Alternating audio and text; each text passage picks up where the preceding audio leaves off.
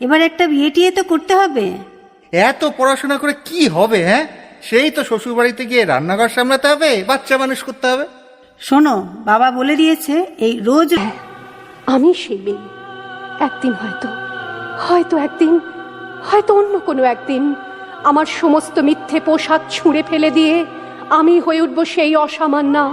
খোলা চুল মেঘের মতো ঢাকবে আমার খোলা পিঠ, দু চোখে জ্বলবে ভীষণ আগুন, কপাল ঠিকরে বেরোবে ভয়ঙ্কর তেজরশ্মি, হাতে ঝলসে উঠবে সেই খড়গ, দু পায়ের নুপুরে বেজে উঠবে রণদুন্দুভি, নৃশংস অট্টহাসিতে ভরে উঠবে আকাশ।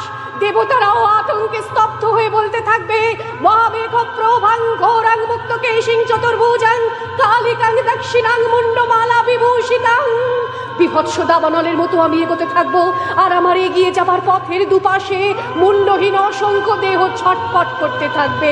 সভ্যতার দেহ, প্রগতির দেহ, উন্নতির দেহ, সমাজের দেহ। হয়তো আমি সেই মেয়ে, হয়তোবা।